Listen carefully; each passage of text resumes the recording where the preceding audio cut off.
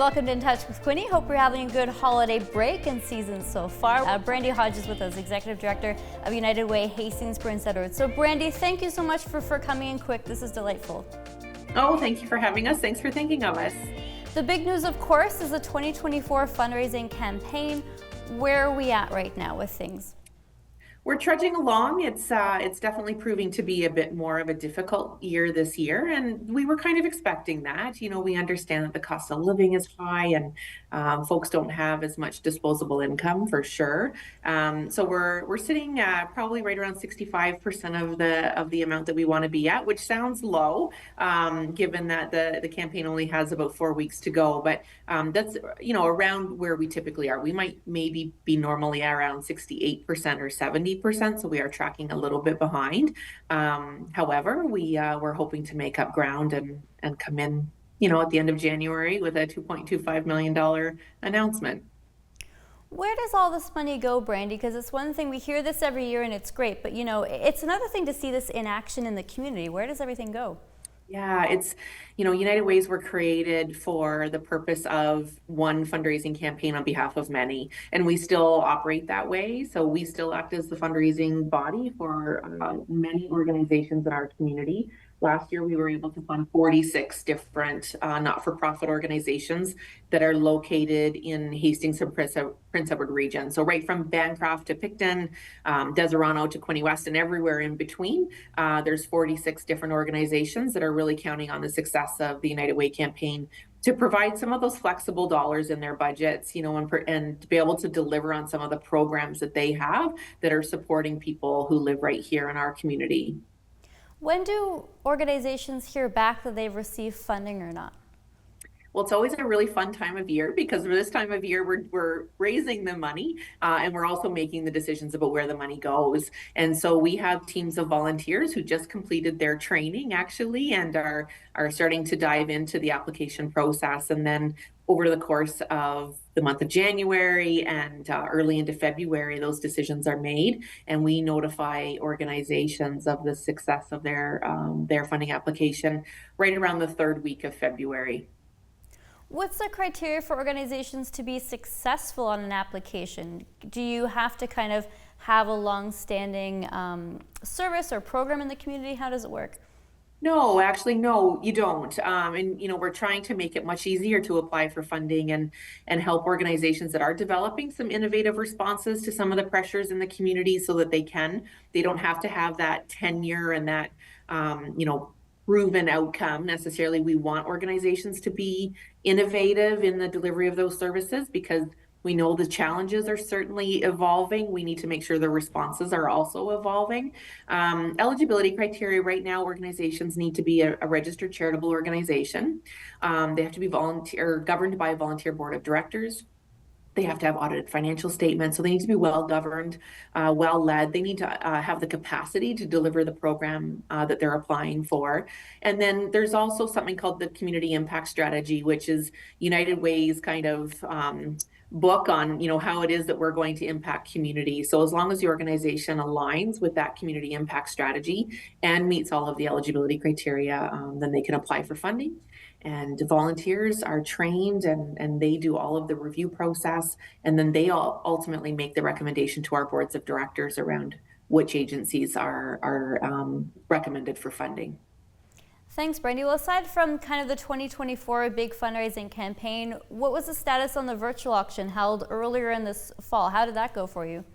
It went well. We have a whole series of events that take place over the course of the year, and the auction is one big part of that. So we had a number of organizations and local businesses who provided really great items, and sometimes those are cottage stays, and sometimes they're actually a tangible item.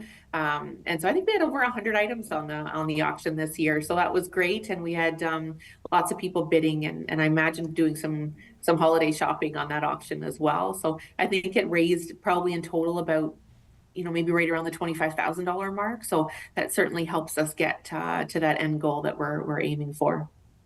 How can folks, put some money in for the 2024 fundraising campaign right now? When's the official deadline on that, and how can we, get a tax receipt, let's say? Yeah, so the tax receipt deadline is different than the campaign end. So the charitable tax receipt deadline for the 2024 year is December 31st. So as long as folks get their donation in by December 31st, and that just means it needs to be postmarked by December 31st. So you stick it in the mail, it gets postmarked on the 30th or 31st, and it gets to us, say on the 4th or the 5th. As long as that postmark stamp is within the calendar year, we can count that and we can issue a charitable tax receipt for that. So that can be made online. It can be check in the mail. You can stop into our office. We don't close a lot over the holiday season because we want to be able to see folks and be available to them if they want to make a contribution.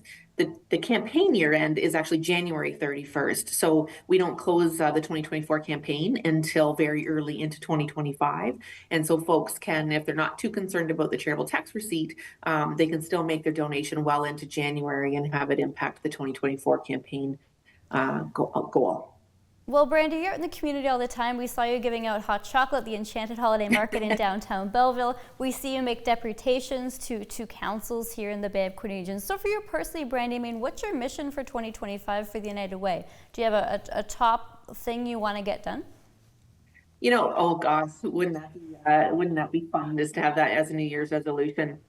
I think the needs have grown and evolved so much in our community in the last little while that I think my goal and the goal of our organization is just to engage as many people in this solution as possible. The challenges that we're seeing around, really everything, the affordability crisis and the homelessness crisis and what's happening with the toxic drug supply on our streets, it takes a total community effort in order to combat those things.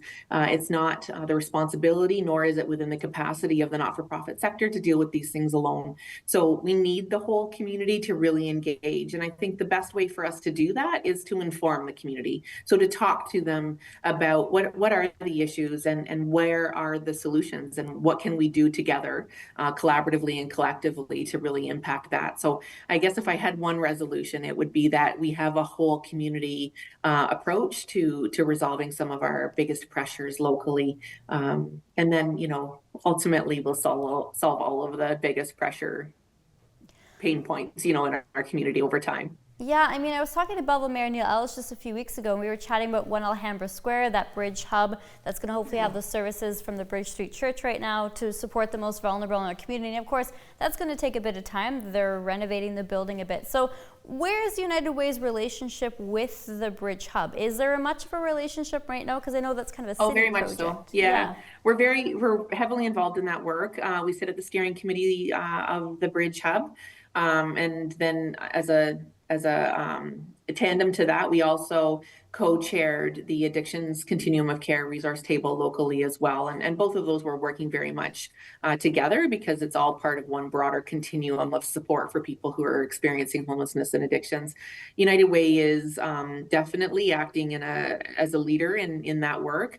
And it's really important that we do that. We need to be part of the solution. And the solution isn't all about money that United Way can provide. We need to engage government at the provincial, federal, and municipal level to really address some of these concerns. So United Way is very heavily involved in that work. Some of it is a funding relationship, and most of it is a collaboration and capacity building and working along with the partners in this community who are doing incredible work to make sure that resources like the hub are developed fully, where, when we have a city and a municipal government that is so willing to really step up in a way that not many municipalities have across the province. We want to make sure we do that job really well, and we are providing the best supports possible for people who are experiencing homelessness.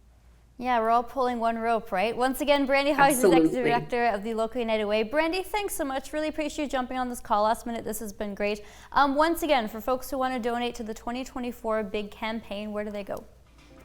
You can come to our office at 55 Harriet Street in Belleville. You can go to our website, unitedwayhpe.ca, or give us a call at 613-962-9531. We'd love to hear from everybody.